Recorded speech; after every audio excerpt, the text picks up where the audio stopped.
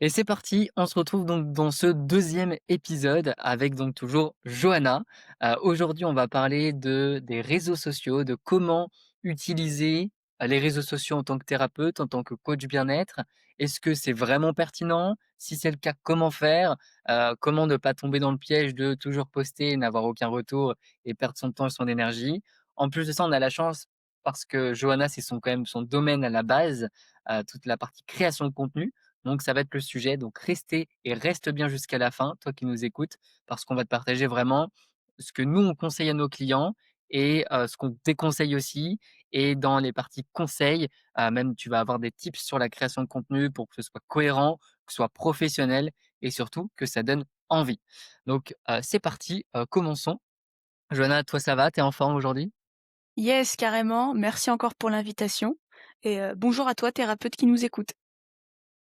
Parfait. Bah, écoute, let's go, c'est parti. Donc vaste sujet, clairement la création de contenu. Moi, à la base des bases, je déconseille vivement, comme ça on va être direct et limite tu peux couper le podcast maintenant. Heu, je déconseille vivement de créer du contenu en tant que thérapeute, en tant que coach, surtout au début, hem, pour la simple et bonne raison que la création de contenu, c'est très énergivore, ça prend du temps, c'est une stratégie moyen voire long terme et souvent les thérapeutes avec qui on discute, ils veulent des rendez-vous, des clients, des patients dans les prochaines semaines, les prochains mois, mais 1, 2, 3 mois, quoi. Ils veulent pas attendre Mmh. 1 an avant d'avoir un cabinet qui se remplit grâce à la création de contenu. Il y a aussi une concurrence qui est, juste énorme sur les réseaux sociaux. Donc faire quelque chose comme tout le monde, bah, souvent, c'est pas que ça marche pas, mais c'est pas terrible et donc c'est dur aussi, je trouve, d'aller chercher sa propre unicité sur les réseaux sociaux et faire en sorte que ça fonctionne. Donc la leçon, elle est très claire, c'est, à mon sens aujourd'hui, d'éviter de passer du temps, sur les réseaux sociaux, mais il y a encore quelques petits apartés, parce que Oh que voilà, si oui. on devait traduire ça. On a échangé beaucoup, hein, sur la création de contenu. On a même changé un petit peu des choses aujourd'hui dans ce qu'on partage à nos clients. Ce serait quoi, Mmh. toi, les conseils s'il y avait un coach, un bien-être ou un thérapeute qui arrivait, qui te posait cette question: «Johanna, est-ce que je crée du contenu? Je fais quoi? C'est quoi la solution?» C'est une excellente question qui mérite déjà d'être, comprise de 2 manières différentes. C'est déjà comprendre, est-ce que vous êtes plus, thérapeute, on va dire classique, vente à la séance ou coach? Selon moi, il y a déjà, de faire la distinction. Aujourd'hui, c'est plus difficile de communiquer en tant que coach que communiquer en tant que thérapeute qui vend des séances. Parce que en tant que coach, bah, forcément, je vous apprends rien, vous vendez sans doute des prestations qui sont plus chères, donc derrière aussi moins, de conversion possible via les réseaux sociaux. C'est plus facile aujourd'hui de prendre une séance avec quelqu'un que tu vois passer dans ton feed, plutôt que prendre un accompagnement. Ça demande moins de réflexion, moins d'engagement, moins de finances aussi, hem et ce qui est parfait, c'est que moi, j'ai l'exemple typique en plus avec une cliente qui vient d'entrer, chez Impulsion, que j'ai onboardée moi du coup, hier, du OK, coup, c'est qui qui du coup? s'appelle Charlotte et OK. qui vient de Gironde et qui est psychopraticienne, OK? Et on a un exemple parfait, de l'impact que peut avoir, les réseaux sociaux, sur votre activité de thérapeute. C'est qu'en septembre, elle commençait son activité et elle a généré très, très peu de CA et là, elle a fait tout simplement, écoutez bien, un x4 sur son CA, juste en publiant sur Instagram.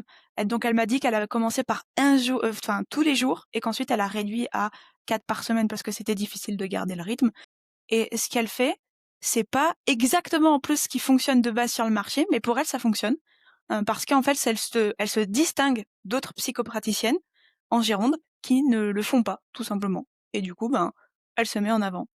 Et Ouais, c'est fois intéressant. 4, fois 5, hein, c'est su je divulgue pas les chiffres parce que voilà, il y a beaucoup de personnes qui nous entendent, mais franchement, je te dirais, Gatien, c'est pas mal quand même, hein.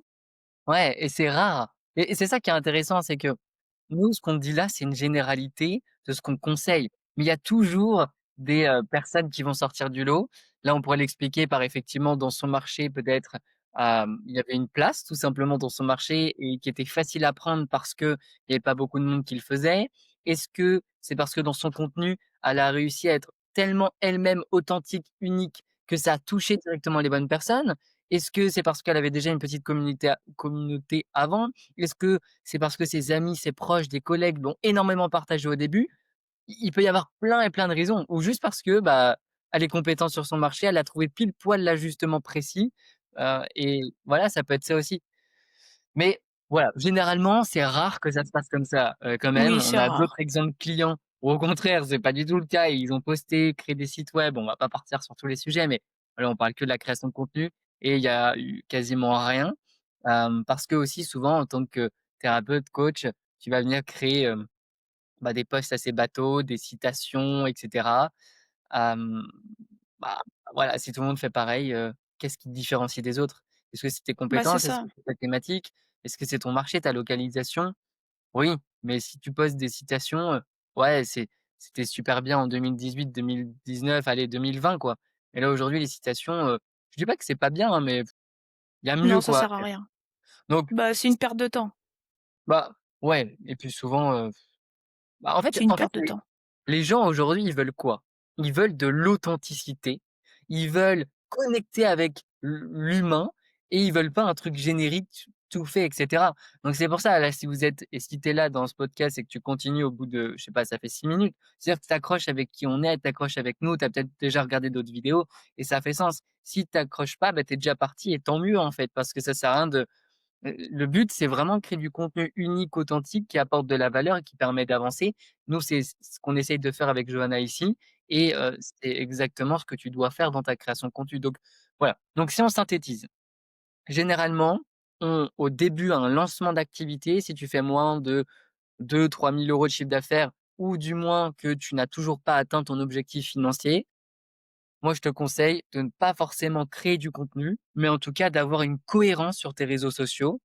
Donc de faire en sorte d'avoir Facebook, Instagram, LinkedIn par exemple, avec une cohérence sur ta bio, donc dans ta biographie de mettre vraiment ta promesse, une promesse forte et différenciante des autres et d'avoir quelques posts. Moi, ce que je t'invite à avoir et c'est ce qu'on discutait avec Johanna sur Instagram par exemple, d'avoir une série de 9 posts, certains témoignages, certains histoires ou des histoires ton histoire à toi personnelle ou même des histoires clients.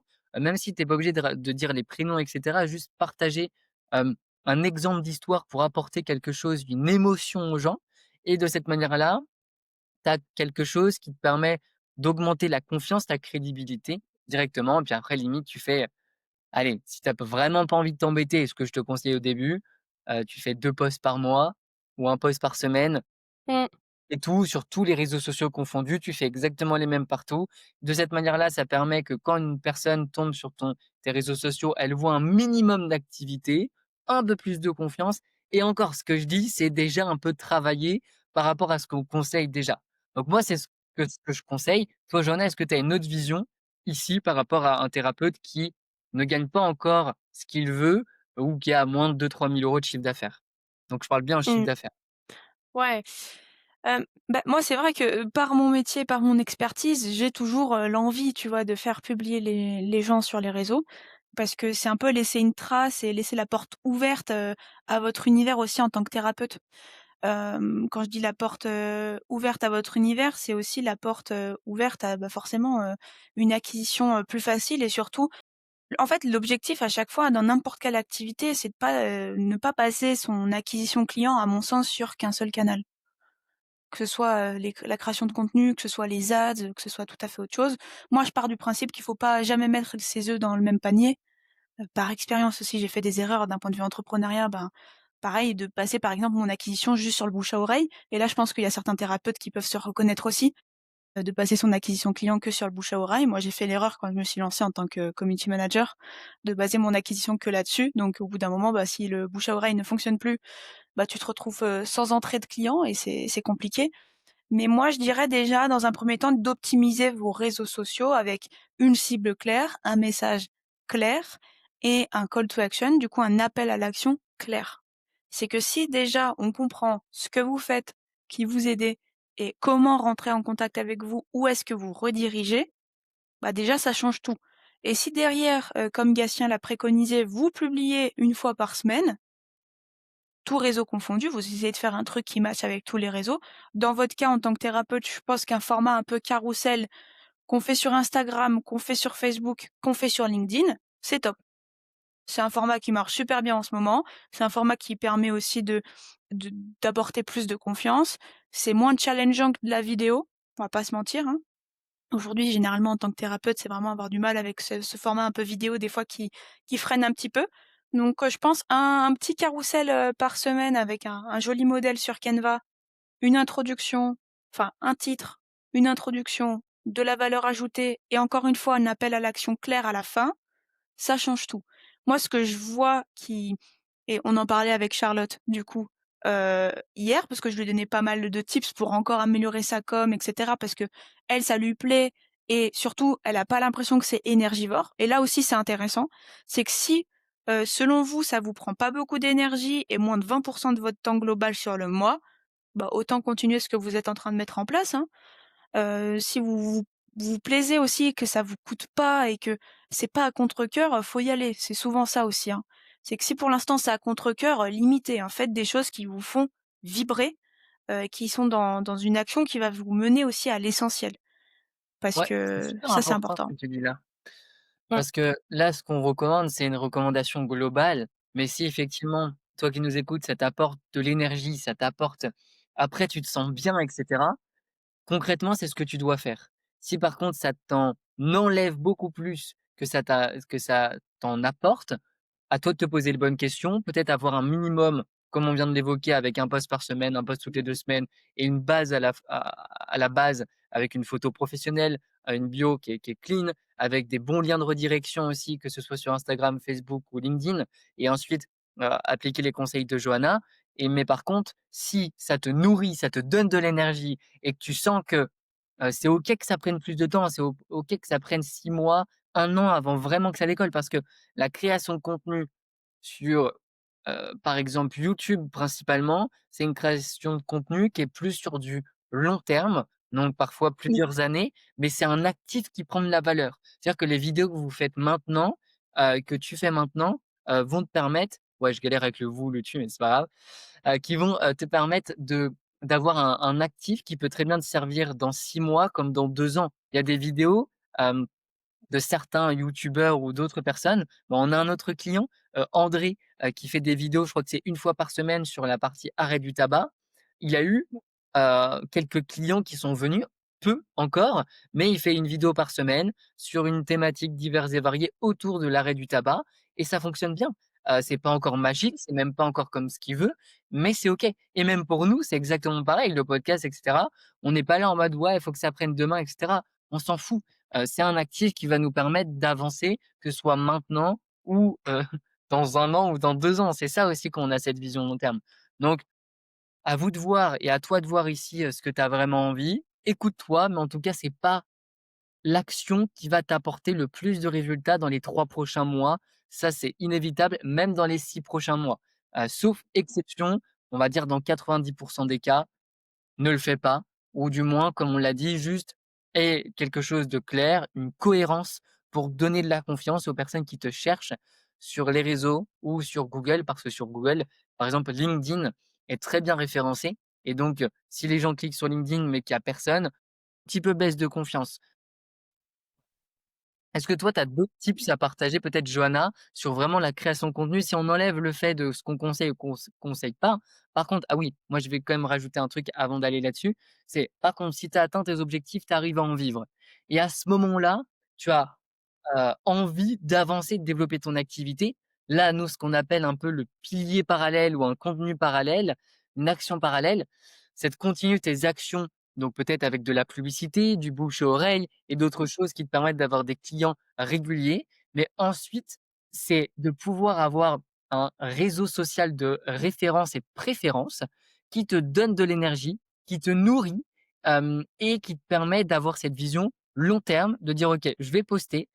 Et souvent, ça peut être un podcast, ça peut être YouTube, ça peut être des vidéos, ça peut être l'avantage du podcast, c'est que c'est qu'en audio, où tu peux le faire comme nous, vidéo plus avoir le côté audio sur le podcast. Tu peux faire des posts, peu importe, c'est de choisir au plus profond de toi ton réseau de préférence, la manière de communiquer qui va permettre d'être dans la bonne énergie et de toucher les bonnes personnes, au fur et à mesure du temps. Et ça va être un levier qui va, un te donner de l'énergie, pouvoir donner de l'énergie aux autres et de partager, des choses, des conseils, des expériences vécues, des histoires. Les gens, ils adorent les histoires, donc raconte des histoires tout le temps, qui vont te permettre d'avancer et c'est ça, clairement, que nous, on partage aussi à nos clients, d'avoir, une fois qu'ils ont atteint un certain objectif ou une manière de vivre correcte, de se dire: «OK, maintenant j'ai affiné, je crée du contenu, pas par obligation, mais par plaisir» et voilà, donc ça, c'était le dernier petit tip. Est-ce que toi, tu as d'autres choses à partager, Johanna, même pour la création de contenu? Comment peut-être faire un post, un exemple et cetera, de par Ouais. ton expérience? Ouais, j'ai plein de petits tips, et juste avant de démarrer les tips, n'oubliez pas qu'avant de poster et enfin, pour optimiser vos réseaux et donc derrière poster ne serait-ce qu'une fois par semaine, ayez un positionnement différenciateur et du coup, je vous renvoie, c'est un peu l'instant promotion, mais à l'épisode 1 qu'on a fait avec, Gatien, qu'on a publié il y a quelques semaines maintenant, qui vous parle justement de ce positionnement-là et de comment être, différent, du coup, en 2025-2026, en tant que thérapeute ou coach. Du coup, maintenant pour les tips, donc une fois que vous avez justement votre positionnement, bah, il s'agit de le définir et de le dire clairement. Donc le meilleur moyen aujourd'hui, ça reste toujours votre bio sur Insta, votre, bio sur LinkedIn, hein, et votre description bio aussi, sur Facebook. Si ça s'appelle pas bio, ça doit sans doute, s'appeler, description, hein, c'est la même chose. Donc c'est un peu les phrases d'introduction que vous allez mettre. Donc sur Instagram, c'est assez limité, vous pouvez pas tout mettre. Sur LinkedIn, là, vous pouvez faire une description un peu plus longue. Mais principalement, c'est de dire, bah, c'est ce que j'ai dit tout à l'heure, hein, qui, vous aider, par quelle méthode, hem et aussi les rediriger aussi clairement. Quelle est votre promesse? Qu'est-ce que vous apportez de manière, bah, différenciateur aussi, donc différenciatrice, pardon. Donc pareil, si vous n'êtes pas forcément à l'aise avec le positionnement, allez vraiment regarder l'épisode 1 qui, je trouve, est très complet, de ce point de vue-là. Puis ensuite pour la création de contenu, ne vous mettez pas une pression, de faire, 3-4-5 posts par semaine. Commencez déjà par un post et voyez si vous arrivez à tenir le rythme. Parce que la création de contenu, Gatien l'a dit avec YouTube tout à l'heure, mais sur Insta, sur Facebook, sur LinkedIn, c'est pareil pour vous en tant que thérapeute, c'est de tenir sur le long terme. Si, pour le mois de janvier 2026, vous parvenez à publier, hem 4 fois, par mois, mais qu'après en février on vous voit pas, ça n'a aucune utilité. Vaut mieux publier dans ce cas-là 2 fois par mois. Le but, c'est de tenir sur la durée et d'entretenir aussi cette communauté parce que derrière, c'est des vraies personnes, que vous avez, que tu as. Moi aussi, je galère entre le vouvoiement et le tutoiement. C'est horrible, faut qu'on définisse quelque chose de clair. Hem Mais ouais, si tu as déjà une communauté, faut te dire: «Bah, voilà, les gens, se sont abonnés à toi, donc attendent quelque chose en retour» et c'est de pas oublier aussi le format story, en fait, sur Instagram notamment, Facebook aussi, hein. Mais ne pas oublier que les personnes-là, une fois qu'elles sont abonnées, vous pouvez les éduquer un peu plus de manière légère en story et c'est ce que j'expliquais, je parle que de Charlotte, mais c'est ce que j'expliquais à Charlotte aussi hier, c'est qu'elle avait une bonne stratégie de communication, elle a apporté, je crois, elle a eu, 200 abonnés en 1 mois et quelques. Bah, derrière, c'est d'entretenir autrement, la relation qu'elle a avec sa communauté et une bonne manière de le faire et sans pression, c'est d'utiliser le format story. Je sais pas, le matin, vous buvez un café, bon, bah, bonne journée à tous, je vous faites une petite photo, bonne journée, un petit stickers pour que les gens puissent, jauger leur humeur ou mettre un pouce ou que sais-je.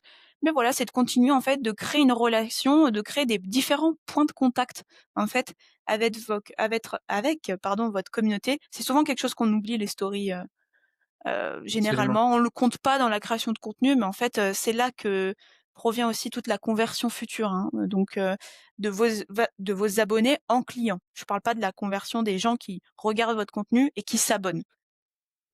Donc Ouais, absolument. Ouais, non, mais tu as bien résumé le la chose clairement, c'est exactement ça. Maintenant, quand vous créez du contenu, toujours, vraiment et en fait, parlez de vous. Parlez de vous, parlez de vos ouais. expériences, parlez d'une expérience d'un client. Vous n'êtes pas obligé de nommer le client, mais en fait, raconter des histoires, c'est la meilleure manière de capter l'attention des gens et voilà et en fait, on s'en fout des vues que vous faites parce que Mmh mh. c'est pas le nombre de vues qui compte, c'est la qualité des vues qui compte et faire beaucoup de vues, c'est chouette et tout le monde le veut et clairement, nous, si on fait plein de vues, ce serait vraiment super cool mais le truc, c'est que vaut mieux avoir peu de vues et des vues qualitatives avec des gens qui ont vraiment envie de travailler avec vous, que d'être vu, auprès de tout le monde et que ça sert à rien.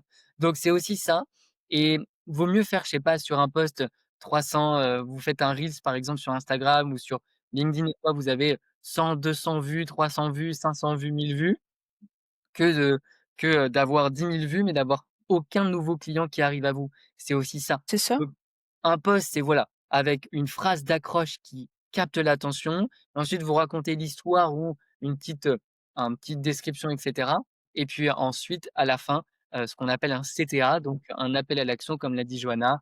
«Abonnez-vous, prenez un appel avec moi, c'est 100 offert». Ça dépend si vous êtes coach ou thérapeute, mais voilà, il y a plein d'ajustements, mais la la leçon et pour terminer là-dessus, c'est vous prenez pas la tête. Soyez juste vous-même, soyez authentique.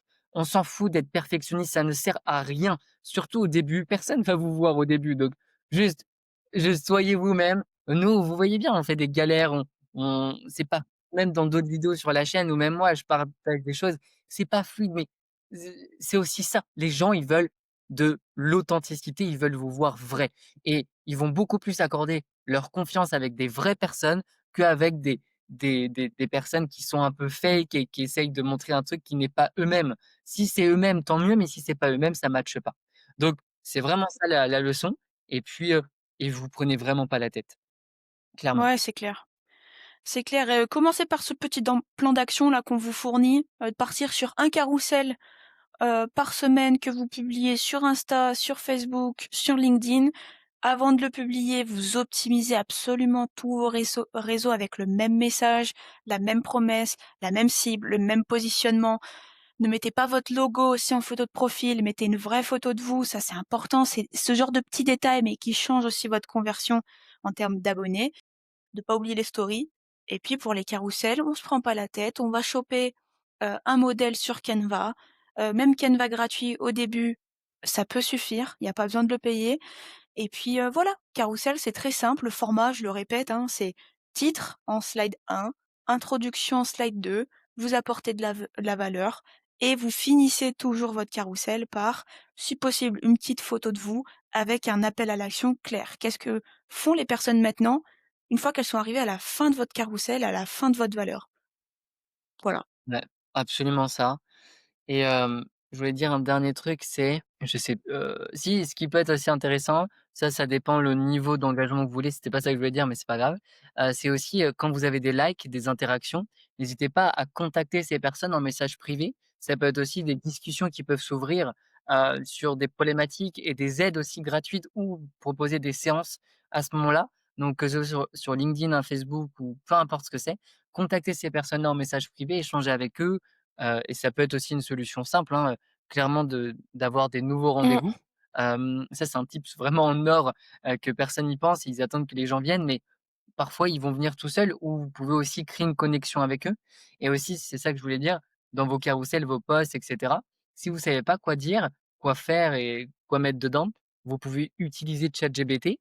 Clairement, ça peut être intéressant. Attention, moi, je vous invite à faire, dans la conversation de ChatGPT, faire un audio complet, de qui vous êtes. Donc créez votre compte et ensuite expliquez qui vous êtes. Faites un audio et parlez-lui de pendant 5 minutes, on s'en fout, mais expliquez qui vous êtes, ce que vous faites, qui vous voulez toucher, quel est le ton, que vous voulez employer, qu'est-ce que vous voulez pas, qu'est-ce que vous voulez, vos idées, quels sont les gens que vous voulez toucher, leurs problématiques, leur niveau de conscience, leurs problématiques. OK, ils ont des douleurs là, là, là, là, là. Est-ce que tu as des idées de sujets et cetera? Et ensuite choisissez des sujets qui résonnent au fond de vous parce que les sujets qui résonnent et qui vous donnent de l'énergie, je vous assure que c'est les bons sujets pour vous, clairement. À 100. Et puis, il faut pas oublier que publier, c'est pas juste, une exposition comme ça, hein. C'est une forme de soin, un peu collectif que vous apportez aux Oui, gens c'est parce vrai. que vous allez pouvoir, déjà mettre en place, une relation de confiance, leur donner des tips, c'est vraiment semer des graines de conscience, en fait, hem, par-ci par-là et c'est sur le long terme. Donc, c'est aussi votre image donc, c'est important quand même de le faire. Au début, de le faire peu parce qu'il y a des actions qui sont beaucoup plus importantes et intéressantes en termes de, temps, argent à mettre en place avant les réseaux. Mais déjà juste ce petit plan d'action, si vous le faites et que vous arrivez à le tenir, une fois que vous allez arriver à le tenir au moins 3 mois, augmentez, augmentez. Carrément, carrément. Bah, écoute, je pense qu'on a partagé déjà pas mal de choses. Clairement, juste avec ça, vous pouvez, avoir quelque chose de clair, une stratégie vraiment unique et claire. Écoutez-vous, vous avez tout au fond de vous et c'est tout. Est-ce qu'il y avait d'autres choses que tu avais comme questions, comme choses que tu voulais partager aujourd'hui, Johanna, de ton côté? Non, une petite requête pour le thérapeute qui nous écoute, c'est de partager cet épisode si vraiment il l'a aidé, de partager à vos collègues aussi, entre thérapeutes. Je sais que vous communiquez beaucoup entre vous, généralement vous êtes rarement seuls de votre côté ou quoi. Bah, propulsez-vous vers le haut, hein. C'est ça aussi la force d'impulsion aussi chez nous, c'est que nos thérapeutes vraiment s'entraident aussi beaucoup. Donc vous aussi, en dehors d'impulsion, vous pouvez le faire, et si vous avez des questions par rapport au réseau, bah, posez-les en commentaire, sous le podcast, sous cette vidéo YouTube si vous nous regardez sur YouTube. Faut vraiment pas hésiter, on fera attention, et moi je ferai attention à vos commentaires pour y répondre concrètement. Donc faut vraiment pas hésiter, on est là aussi pour échanger avec vous. Donc les réseaux sociaux ont été créés de base pour qu'on échange entre humains, pas juste, pour qu'on regarde des publications, vraiment pour qu'on s'envoie des messages, hein. De base, la première utilité, c'est ça. Donc ça rejoint de ce que tu disais pour, quand quelqu'un lâche un like, un commentaire, c'est d'aller le choper, d'aller de le contacter. De base, c'est l'utilisation numéro un des réseaux et on l'a un peu perdu. C'est vrai et on passe son temps à regarder la vie des autres alors que ça peut être intéressant de se concentrer sur sa propre vie, mais ça, c'est encore un autre débat. C'est clair. Voilà, en espérant en tout cas que ça vous ait aidé. Si vous avez vraiment besoin de nous, vous pouvez prendre aussi un appel avec nous, c'est 100 offert, c'est juste en bas, ça vous le savez. Écoutez-vous, de toute façon, j'ai envie de dire, si vous avez écouté tout l'épisode, je suis quasiment convaincu qu'un jour on va travailler ensemble. Maintenant, c'est juste une question de quand, que ce soit maintenant, dans 6 mois, dans 2 ans, c'est absolument une évidence. Donc, si vous avez besoin de nous, n'hésitez pas, vous savez où nous trouver et bah, on se dit à la prochaine pour, soit une nouvelle vidéo YouTube ou soit un nouvel épisode, très clairement. Merci en tout cas Johanna, puis on se dit à très vite. Merci Gatien, bye bye tout le monde. Ciao.